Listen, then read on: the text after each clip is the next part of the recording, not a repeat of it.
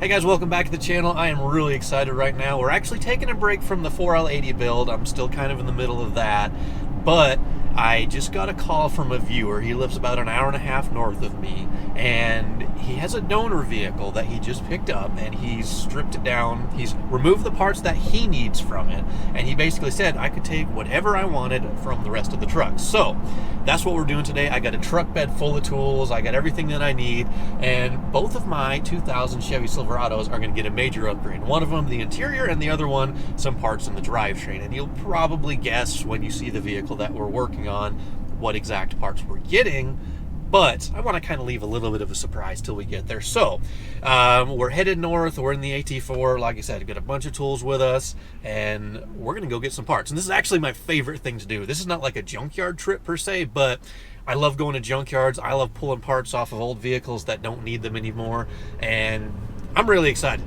So let's get to it.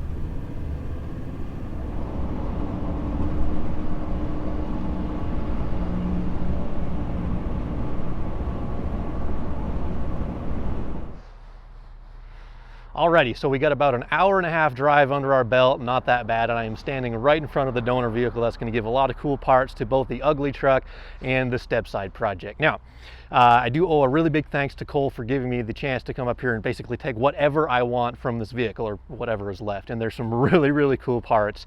And I'm only going to show you the interior stuff because the rest of the drivetrain, that's, I'm going to call it top secret for now, but I think you're going to like it. It's something that a lot of you guys have been asking for.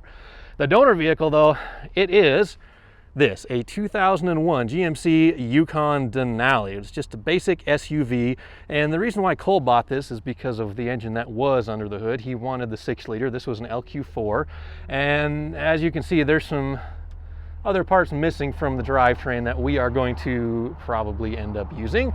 So the rest of the interior, though, that's kind of what we're here for today. These Denalis are a whole lot nicer than the interiors that I have. And this one is actually in like really awesome shape. So we got some nice door panels with some leather on there. We have really cool seats. I'm going to try to get these out, but there's no battery in it, and there's a bunch of stuff in the back. So I did bring a battery with me so I can like try to, and some little jump leads, so maybe I can try to get those electric motors energized so I can slide the seats ahead, because there's a couple of bolts on the back of the tracks that are difficult to get to. But anyway, the seats, they're in really good shape. This has a really cool console, and it has that little flip up deal that the regular Silverados don't have. I needed another one of these, the Yukon Denali instrument clusters with 120 mile-an-hour speedo and the trans temp gauge. This one I think is going in the step side because I already have one for the UglyTruck. Let's see, we got a trip computer. I think I can actually get this thing wired up. We're going to ditch the CD changer, but basically everything in here I'm going to try to grab. Like the dash top, this one is perfect. There are no cracks, where both of mine are actually cracked pretty bad. We got this little pocket. I think this is going to come in handy for one of my trucks. But basically, I'm going to try to grab everything that you see here on the front end of this. I'll grab the door panels. I'll grab, once again, everything. Like on the UglyTruck, the little hood release thing, that's actually broken, so I'll grab that one. But yeah, so this is the donor vehicle. And like I said, on the rest of the drivetrain parts, they're actually they're loaded up in the bed of my AT4 right now, and you guys probably already know what's going to happen, but I'm really excited about that portion of the project too. So I got some teardown work to do, and I'll catch up with you guys in just a little bit. So after they did the teardown, they removed the 6-liter from this Denali. It looks like they just stuffed a whole bunch of stuff in the back seat. And most of this is just plastic stuff that, you know, fender liners, trim, you got fuse block covering panels, things like that. Bunch of stuff that was just in the engine bay. We got a fan shroud and a whole bunch more, but I got to get that out of the way along with the lower half of the rear seat, just so I can have more room to access and work on removing the front seats. There's 2 bolts that are already exposed up front. Those are really easy to get to, but then I had to rig up a battery to slide the front passenger seat ahead, just so I could get underneath and remove the rear 2 fasteners, which the rear ones I believe are an E14. And they've got some kind of Loctite in there because they're in there pretty tight. Once the seat is loose, you can kind of tip it up a little bit and then just remove the connections now, and the seat comes out of the truck. Over on the driver's side, I moved a little bit more junk, and here I am removing the lower portion of the seat. The back seat does have two different sides that flip up and ahead. Two 10mm bolts, and that's out of the way, and then we can work on the wiring. All right, so here's how I'm gonna get these seats out. Basically what I've done is I brought a 12-volt car battery with me, but you can do the same thing with like a 16 or even an 18-volt drill battery just to get these seats moved. Because a lot of times with electric seats, the fasteners are actually hidden underneath the tracks, and the only way to properly undo these is to slide the seats ahead or back. And like I said, you go to a junkyard, the batteries are gone, there's no power in here. So basically what I've done, I just found the two wires that go to the motor on the very front of these tracks on a GM truck of this era. That's the motor that actually slides the seats front to back. And I just clipped the wires back here because on the front side, I didn't really have a good way to kind of access it. The seats are pretty low to the floor. So I got two wires, a red and a black. It doesn't matter which one goes where, because when you reverse the polarity, the motor simply reverses directions. So I actually have to move this one both directions. The passenger seat was all the way back, so I just loosened the front bolts and then slid the seat ahead. But this one I'll have to back it up just a little bit, loosen the front two bolts, and then slide the motor or the seat all the way ahead to undo the front one. So bring a car battery or even like a little drill battery with you to the junkyard, and you can move these seats around and it'll save you a lot of hassle.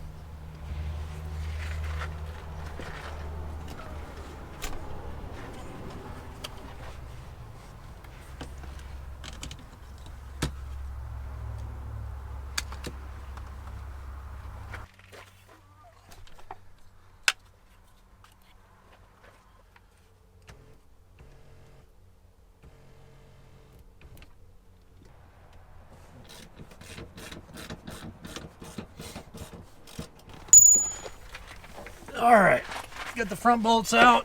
Just once again, make sure the wires are not going to touch. Slide the seat ahead. Other way.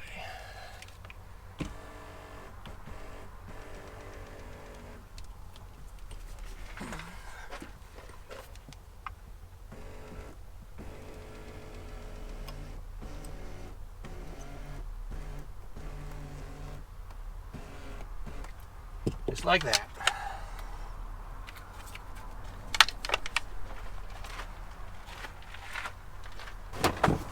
This bolt here is actually kind of rounded over. Somebody looks like they tried taking the seat out before. So I got an E13, E14 on here. I'm just going to try to pound it on with a hammer so it all the way seats on the bolt, and then hopefully we get this thing out.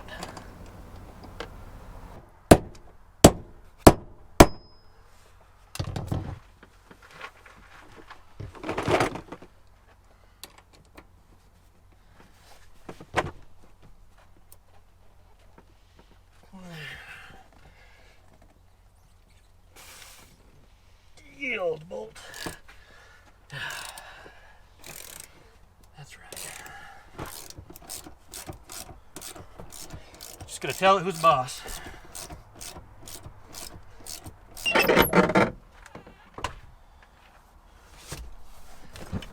I was really lucky to score these front seats, and I think they're definitely going to make a huge improvement on the UglyTruck. And I know it's kind of like a race truck at this point, but I mean, why not be able to go fast and kind of ride around in luxury at the same time? So the center console is another really cool piece I was kind of happy to find. And these do remove a little bit differently than the full-length center consoles in the 99 to 02 Silverados. There's a lot more electronics in here, a lot more stuff you have to unplug. And some of the fasteners are actually in a little bit different spot, mainly because of how the outer shell of the console kind of all goes together. But basically, once I have the two top sections out of the way, there's a couple of bolts in there that hold the front half attached to the back half. And once those fasteners are undone, we can move the biggest chunk, the rear half, out of the way and just get it out of the truck.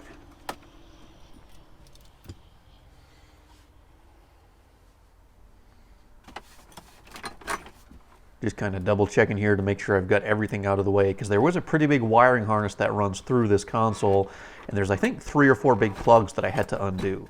But anyway, once those are all out of the way, just get that console out of there. And I will have to come up with some kind of block off on the back, because they have those extra controls for like the rear seat audio. Don't know what I'm going to do there yet, but I know on the front where I just pulled out that 6-disc CD changer, I know there's a single DIN pocket available for that. Or I might even like mount a switch panel right there. But the little trip computer, I'm definitely going to keep that and try to keep that operational. The Denali upper cluster, bezel, whatever you want to call it, that's kind of cool. It has a wood grain on it, and it looks a lot nicer than the regular Silverado ones. And then another one of the main pieces that I wanted was the 120 mile an hour speedometer cluster. These are a direct interchange with the 2000 to 2002 Silverados. I think the 99 model year, even though it's the same truck, there are some other differences in electronics that make it so it won't work as easily, but 2000 to 2002 should be a direct swap over. This truck did have the Bose audio in it, so I'm grabbing some of the audio components, like the head unit, and there's some speakers inside the console and in the A-pillar trim, which I'll get later. I don't know if I'll actually be able to use it or not, but I grabbed the radio just in case. And then I'm still trying to work on getting the front half of the console loose, because they actually, it looks like from the factory, they riveted a lot of the console metal pieces to the plastic that goes underneath the dash. So instead of just taking the little console chunk out by itself, I've actually got to take like the center console and the whole right-hand side glove box assembly, like all in one big chunk. It's not a big deal. It just, once again, it's a little bit different from when I installed the console in my 2000 Silverado, just the truck console versus the Denali one.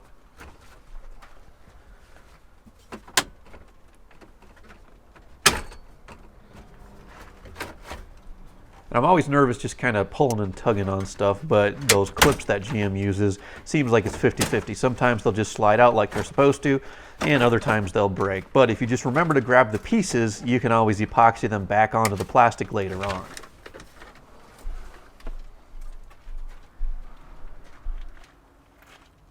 Over on the passenger side, there's a couple of vents you just gotta kind of pop straight out of the dashboard, no major clips there. For the grab handle, that's actually pretty easy to remove as well. Just once you have those little vents out of the dashboard, there's a little white tab you just press, one on each side, and the grab handle just pulls right out. The A-pillar trim, I need to get that out of the way, and I'm cutting the wires just in case I ever decide to hook up the tweeters. I have a connector on there. Probably I won't ever do that, but you never know. All right, so this one piece is one I really want to be careful with. These whole dashboards, the top just comes off and we can replace it, but this one's been sitting in the sun for a long time. I have no idea how many miles are on this truck, and I don't want to break it because I'm replacing a broken one. So I think I've had all the screws off, the pull handles off, the little vents are out. So I think we're good to go. There's just a bunch of clips on the front here that kind of slide into place, so see what we can do.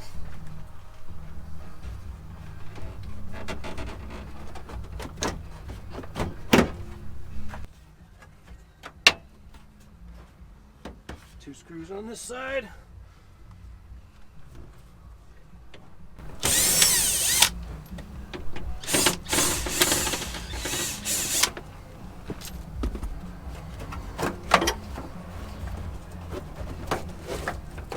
Just like that.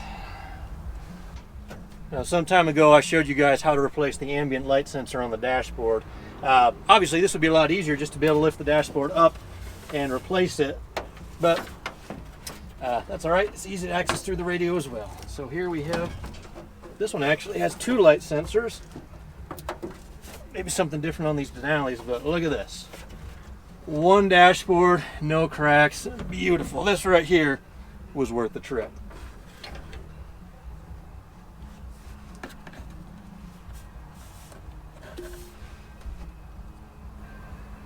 These are actually the clips here that hold the dashboard down to the, the inner dash structure. And I'll grab these. It looks like they just they came off. This is a pretty common problem. They all rattle, but we'll glue those back on. Have no more rattly dash. Actually, it looks like only one of them broke anyway, so perfect.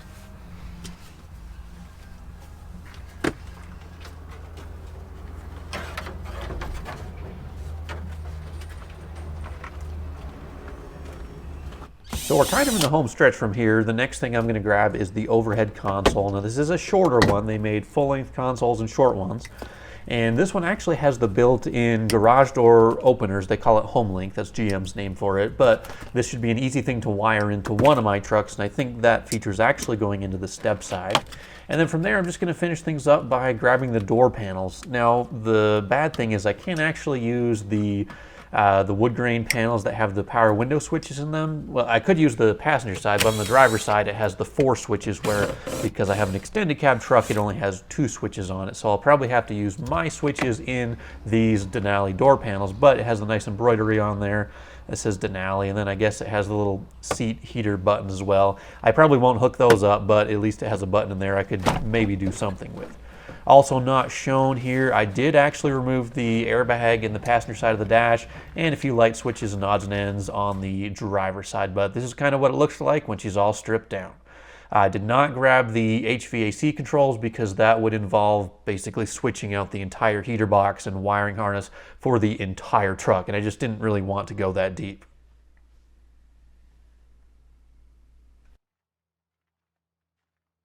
Alrighty guys, it's a couple hours later and I think I've grabbed everything that I came here to get, and we have enough stuff to make over 2 trucks and keep me busy for a very long time to come between cleaning up and disassembly of the other vehicles and putting it back together. But let me show you real quick kind of what we grabbed.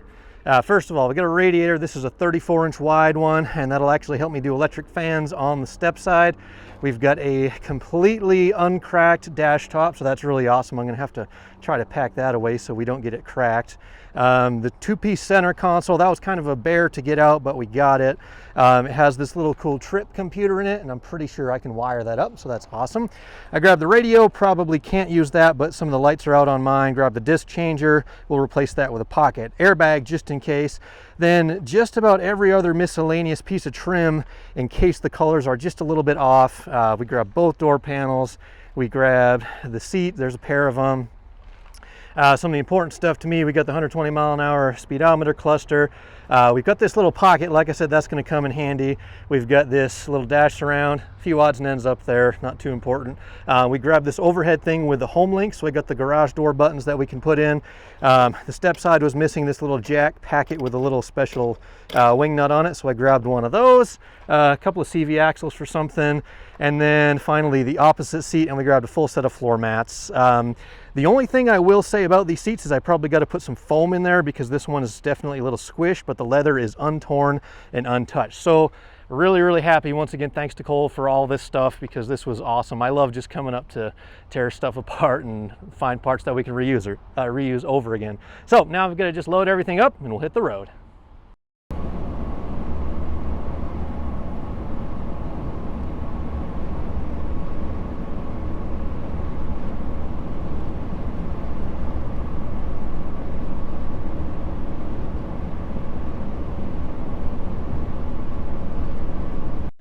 So a little while later, we're back at the house and I have everything unloaded and we're pretty much ready to move on to the next phase of this project. Unfortunately, I'm not going to be able to get to this right away. I've got a bunch of other stuff that's going to take precedence over the interior upgrade, but I just wanted to show you real quick kind of what the plans were for all these new parts that you just saw me grab. So this is the main piece that I really wanted, a complete uncracked dashboard. Now there's 1 or 2 clips on the back side that I do need to like re-epoxy on, but like 3 over there, they're completely intact. But the most important thing is that there are no cracks in this because both the UglyTruck and the step side outside, the dashboards have cracks. Although this one is like way worse. I'll kind of show you over here, like there's a split here and there's a split there. Where is it? You kind of see it maybe like, yeah, right there. So 2 major splits, and whenever we're driving this thing, it just kind of rattles like crazy and it really annoys me. So this will be a perfect opportunity to kind of spruce up the inside of the truck. We're going to put the Denali instrument cluster in, the Denali dash bezel, the door panels, the seats. I think there's actually already a power harness run under the floor on this one because somebody's been on the inside of this truck at some point and changed a few things around. So wiring that up should be pretty easy. There's a few things I'm going to install in the step side. Like this one, for example, has the full-length roof console already, but the step side has the little shorty one, so I'm going to install the little home link, the garage door remote opener things in the step side. And then, let's see, I do have a second instrument cluster because I already bought 1 Denali cluster, so now both trucks are going to have the 120 mile an hour speedometer. This is the one that we just got out of the Denali here. No idea how many miles are on this thing, but I'll clean it up and plug it in. And I also ordered a tool that I'll show you guys that I can actually use to reprogram the mileage on those. I think it'll work. So I'll show you that when we get here. But now the drivetrain parts, you guys might be wondering about that. I'm sure you figured it out by now, but here's just a quick overview of the other stuff that we grabbed. We have a transmission, a sort of odd looking transfer case, a couple of half shafts, a front differential, and I'm not entirely sure what we're gonna do with these parts, but I can probably figure something out. Anyway, that's going to bring this upload to an end, and I want to say thank you guys for watching. I do appreciate you. Do the 3 things for me. Click the like button, subscribe to the channel if you haven't already, and drop a comment down below. I'm excited, guys. We got some cool stuff happening in truck world, so stay tuned. You're not going to want to miss it.